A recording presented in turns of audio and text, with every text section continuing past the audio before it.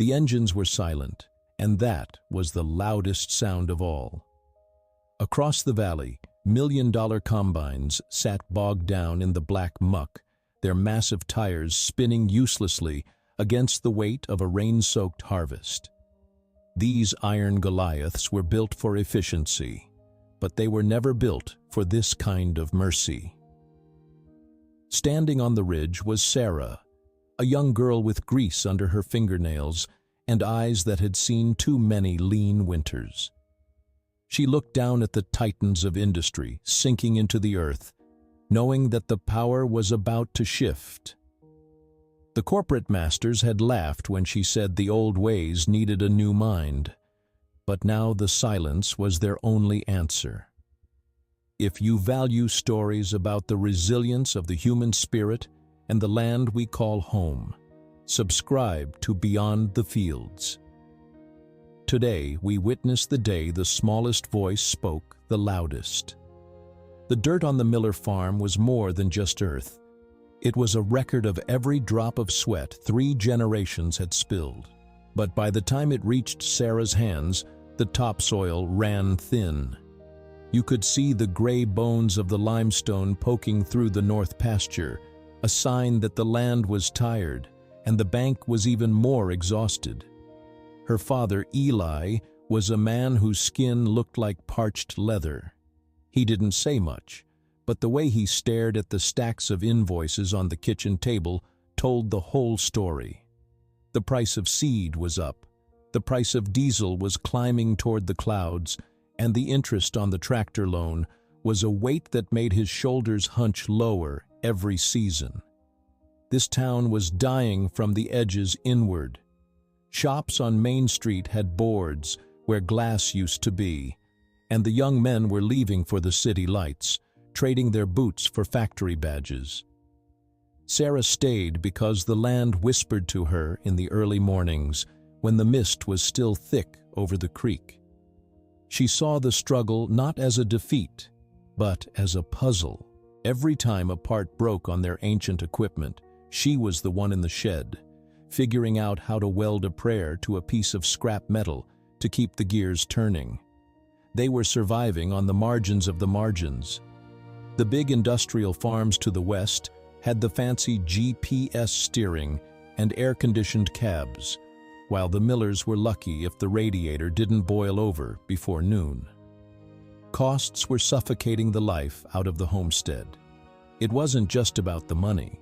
It was about the dignity of the work.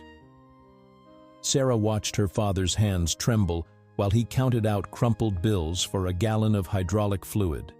She realized then that the system wasn't broken. It was built this way to weed out folks like them. The heavy burden of keeping the farm afloat was like carrying a mountain on your back while walking through chest-deep mud.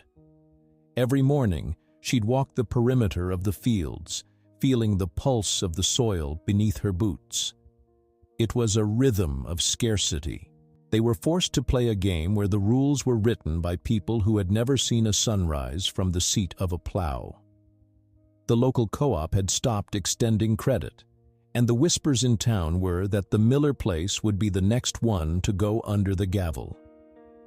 Sarah heard the pity in the voices of the neighbors, and it tasted like copper in her mouth. She didn't want their sympathy. She wanted a way to make the earth give back without demanding their souls in return. She looked at the old barn, filled with the rusted remains of machines that had served her grandfather, and she started to see something others didn't. She saw leverage. She saw torque. She saw a way to bypass the expensive complexity that was currently strangling her family. The struggle was reaching a boiling point where hard work alone wasn't enough to pay the toll. The land was demanding a new kind of sacrifice, one that didn't involve more debt or more diesel. It demanded a legacy of ingenuity that had been buried under the shine of modern marketing. Sarah spent her nights looking at the stars, wondering if the answer was hidden in the very gravity that held the world together. The topsoil was thin, Yes, but the roots of her family ran deep into the bedrock, and she wasn't about to let the wind blow them away without a fight. She watched the horizon, where the big corporate lights flickered, knowing that the weight of their legacy was the only thing keeping them from drifting into the shadows of history. Then came the man in the silk tie, carrying the smell of expensive cologne and the cold certainty of a ledger. His name was Marcus Thorne, a representative for a conglomerate that saw the valley not as a community, but as a convenient site for industrial waste runoff. He drove a black SUV that looked like a sleek Beetle against the dusty backdrop of the Miller barn. When he stepped out, he didn't even look at the land. He looked at his watch. Thorne offered a buyout that sounded like a fortune to a man who couldn't pay his light bill. But Eli Miller just looked at the soil and shook his head. That's when Thorne turned his eyes toward Sarah. He saw her tinkering with an old hand winch and let out a short, dry laugh that sounded like dead leaves skittering on pavement. He told her that her small-scale ideas were cute, like a child playing with blocks, but that the world had moved on to bigger things. He talked about the inevitability of progress and how the Millers were just a speed bump on the road to a more efficient future. He mocked her greasy hands and the way she'd patched the fence with baling wire. He told her that the acreage would serve a better purpose as a lined pit for chemical byproducts than it ever would as a farm. The arrogance was a physical weight in the air. Thorne represented a power that didn't understand the value of anything it couldn't quantify in a quarterly report. He looked at the rolling hills and saw cubic footage, while Sarah saw the breadth of the seasons. He tried to intimidate her father with talk of eminent domain and legal loopholes that could strip them of their title if they didn't take the payout now. Every time Sarah tried to speak up about the ecological impact or the potential for her new harvesting method, Thorne would cut her off with a smirk, calling her sweetheart and suggesting she leave the business to the men who understood the global market. He was convinced that money could buy any loyalty and that poverty had made the Millers weak. But he didn't realize that the struggle had made Sarah sharp. She watched him closely, noting the way he avoided getting his polished shoes in the dirt. He was a man of the surface, someone who had never dug deep for anything in his life. He saw her family as relics, dusty statues in a museum that he was about to tear down. The more he mocked her small-scale innovations, the more her resolve hardened like tempered steel. She realized Thorne wasn't just there to buy the land. He was there to break their spirit, to make them feel like their way of life was a mistake. He spoke of the massive, GPS-guided harvesters his company would bring in for a final sweep before the construction began, machines that cost more than the entire county's yearly budget. He used those machines as a threat, a symbol of a force they couldn't possibly hope to compete with. But Sarah looked at the weight of those machines in her mind, and then looked at the soft, deceptive dampness of the valley floor after a spring thaw. She saw a flaw in his arrogance, a gap in his silk-lined armor. Thorne's dismissal of her was his biggest mistake. He saw a girl in denim. He didn't see the engineer born of necessity. He didn't see the way she was calculating the physics of his failure every time he opened his mouth. As he drove away, kicking up a cloud of dust that settled on the Miller's porch, Sarah didn't feel defeated. She felt a cold, clear focus. The man in the silk tie had brought the war to their doorstep, and he assumed they were unarmed. He didn't know that the earth itself was her ally, and that she was preparing to show him exactly what a small-scale idea could do when it was backed by the weight of the world. The town hall was packed, the air thick with the smell of wet wool, and the nervous energy of a community on the brink. A season of bitter rain had turned the fields into a marsh, and the harvest was rotting where it stood. This was the meeting where the future of the valley would be decided, and Marcus Thorne sat at the front like a king on a folding chair. Sarah stood up in the back of the room, her voice clear despite the trembling in her knees. She tried to explain her design, a lightweight, gravity-assisted harvesting system that wouldn't sink into the mud like the heavy corporate combines. She spoke of tension cables and oscillating blades that used the slope of the land to move the grain. But the laughter started before she could even finish her sentence. It wasn't just Thorne, it was the neighbors, too. Fear does strange things to people, and they were so desperate for a way out that they clung to Thorne's promises like drowning men to a shark. They called her a dreamer, told her to sit down and let the real experts talk. The mayor pounded his gavel, dismissing her ideas as the fantasies of a girl who had spent too much time in a scrap heap. Sarah felt a wave of isolation so cold it made her teeth ache. She looked at her father, who was staring at his boots, unable to meet her eyes.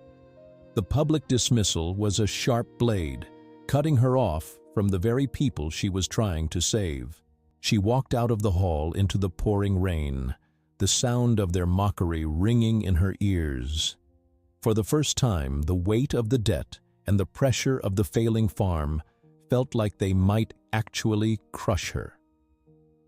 She sat in the cab of her old truck, the rain drumming on the roof, feeling the absolute limit of her financial and mental strength. The bank had sent its final notice that morning. Thorne's company was waiting with the papers. Her invention was just a collection of sketches and rusted parts in a barn that was one storm away from collapsing. She felt the urge to just start the engine and drive away, to leave the mud and the mockery behind. But then she smelled it, the scent of the wet earth, the same smell that had greeted her every day of her life. The land wasn't laughing, the land was waiting. She realized that being dismissed by the town wasn't a defeat, it was a release. She no longer had to worry about what they thought. She was alone with the soil and her ideas. The isolation became a fortress. She went back to the farm, not to pack, but to work. She pushed her body past the point of exhaustion, fueled by a quiet, burning rage against the arrogance of the powerful and the blindness of the desperate. She spent her last few dollars on welding rods and high-tension wire. She skipped meals to buy a set of used bearings from a junked conveyor belt. Every time she felt her resolve waver, she remembered the look on Thorne's face, the way he looked at her like she was an insect under a microscope. She would not be his specimen. She would be the variable he failed to account for. The rain continued to fall, a steady, rhythmic reminder that time was running out. The valley was turning into a graveyard for the old ways, but in the dim light of her barn, something new was taking shape. It was a machine that didn't look like a machine. It looked like a web, a delicate and purposeful structure designed to harvest the grain without wounding the earth. She was at her absolute limit, her hands scarred and her eyes bloodshot, but the blueprint in her mind was finally becoming a reality in the dirt. The barn became a sanctuary of sparks and shadows. For weeks, the only light the valley saw from the Miller farm was the blue flicker of an arc welder late into the night. Sarah was working with a blueprint drawn directly into the dirt floor, a map of geometry and desperation. She wasn't building a traditional harvester. Those were predicated on the idea of brute force, heavy engines, massive tires, and thousands of gallons of fuel to move a mountain of steel through the mud. Sarah's vision was different. She looked at the scrap metal she'd scavenged, old bicycle chains, the rusted pulleys from a collapsed haymow, and the long, springy steel of discarded truck leaves. She was adapting these pieces into a system that relied on logic over expensive fuel. Her invention was a series of modular, lightweight skiffs that floated on the mud instead of sinking into it.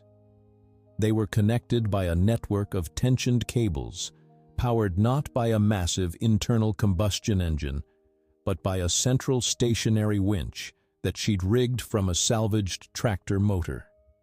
It was a masterpiece of mechanical leverage. She spent hours honing the blades, making sure they would clip the grain stalks with the precision of a surgeon, even when the ground was a slurry. She worked in the cold, the smell of burnt metal and old grease filling her lungs. Her father would come out sometimes, bringing her a thermos of coffee, his silent presence a testament to a growing, quiet hope. He didn't understand the physics of what she was doing, but he understood the look in her eyes. He began to help, his steady hands holding steel in place while she tacked it together. They were a team of two against the world. Sarah figured out how to use the natural slope of their north field to help move the loaded skiffs, using gravity as a primary gear. It was a revolutionary concept, a harvest that gave back energy rather than just consuming it. She bypassed the need for expensive sensors by using a simple mechanical feedback loop. If a skiff hit an obstacle, the tension in the cable would shift, automatically tilting the blade to clear the path. It was dumb technology in the eyes of the corporate world, but it was brilliant in its simplicity. It was a tool that any farmer with a wrench and a brain could maintain. As the deadline for the harvest approached, the machine began to look like a living thing, a skeletal insect of steel and wire that stretched across the barn floor. She had built it for pennies on the dollar, using the very waste that Thorne's world threw away. She tested the winch, hearing the low, steady hum of the motor as it pulled the cables taut. The sound was a symphony. She realized that the arrogance of the wealthy was their reliance on complexity. They thought that if a problem was big, the solution had to be expensive. Sarah was proving that the best way to solve a problem was to listen to the land and work with it, not against it. She was exhausted, her bones aching with a deep, permanent fatigue, but the blueprint in the dirt had been transferred to the physical world. It was ready. The new way wasn't about gold-plated technology. It was about the grit of the soul and the intelligence of the underdog. She looked at the finished harvester, a collection of junk that had been given a new purpose, and she knew that the gears were ready to turn. The final bid for their land was coming, and Thorne would be bringing his iron Goliaths to show them what real power looked like. Sarah just sharpened her blades one last time and waited for the morning. The day of the great harvest arrived with a sky the color of a bruised plum. Marcus Thorne had organized a demonstration to prove the superiority of his company's equipment, inviting the town to watch as his massive, multi-million-dollar harvesters took to the fields. He wanted it to be a funeral for the small farmer. The engines roared, a sound like a squadron of bombers, as the first of the giant machines rolled into the miller's neighbor's field. But the rain had been more patient than the engineers. Within 20 yards, the lead combine, a beast of steel and chrome, groaned. Its massive tires, designed for dry plains, dug deep into the saturated silt. The more the driver gunned the engine, the deeper it sank, until the black mud was swallowing the axles. One by one, the corporate fleet followed suit, becoming silent, expensive statues in a sea of muck. Thorne was screaming into a radio, his silk tie stained with mud, his face turning a shade of purple that matched the sky. The machines were too heavy, too complex, and entirely helpless against the simple reality of the earth. That's when Sarah opened the barn doors. The townspeople watched in stunned silence as she and her father rolled out the skeletal skiffs. They looked like toys compared to the stranded Goliaths. Sarah anchored the central winch at the top of the ridge, the highest, driest point of the farm. She ran the cables out, the thin wires humming as they were pulled taut across the field. With a flick of a switch, the new way began. The skiffs glided over the surface of the mud, their light weight allowing them to skim where the giants had sunk. The blades hummed, a rhythmic clicking sound that echoed through the valley. Grain began to flow into the collection bins at the edge of the field, clean and dry, moved by the simple power of the winch and the pull of gravity. It was a slaughter of the old corporate ego.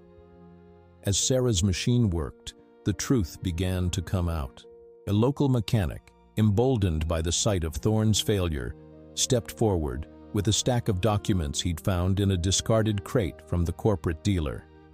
They were internal memos showing that the dealer knew the machines were prone to axle failure in wet conditions, but they'd pushed them on the local farmers anyway to meet sales quotas, intending to use the inevitable bankruptcies to help Thorne's company seize the land. The fraud was laid bare in the middle of the muddy field. The townspeople who had laughed at Sarah weeks before now looked at the sinking machines and then at the girl who was saving their winter. They saw the expert for what he was, a predator in a suit. Sarah didn't stop to gloat. She just kept the cables moving. One by one, she moved her portable rig from field to field, harvesting the crops that the community thought were lost. She was working for the very people who had mocked her, but she did it with a quiet, steady focus. By sunset, the Miller farm was the only one in the county with a full silo, and the neighboring farms were being saved by a machine made of scrap metal. Thorne tried to climb into his SUV to escape the growing anger of the crowd, but his wheels just spun in the mud. He was trapped in the very environment he had tried to exploit. Sarah walked past him, her face smudged with grease and her eyes bright with the fire of a long-overdue victory. The gears had turned, not just in her machine, but in the heart of the valley. The small-scale idea had broken the back of a corporate empire, not with money, but with the simple, unbreakable logic of the earth. The sun set over a valley that looked much different than it had that morning. The iron Goliaths were still stuck, their lights flickering out like dying stars, while the low hum of Sarah's winch continued to echo against the hills. The man in the silk tie was gone, forced to walk out of the mud on his own 2 feet, leaving his luxury and his arrogance behind in the black silt. The debt was paid, but not with the corporate coins they had tried to force on the Millers. It was paid in sweat, in ingenuity, and in the quiet resilience of those who refused to be pushed off their birthright. Sarah sat on the porch with her father, her hands finally still. She knew the land didn't care for fancy titles or the shine of a new machine. The earth only listens to the rhythm of the hands that know its secrets, the hands that aren't afraid to get dirty, to find a better way. The underdog had won because she understood that true power doesn't come from owning the land. It comes from belonging to it. The fields were silent again, but this time it was the silence of peace.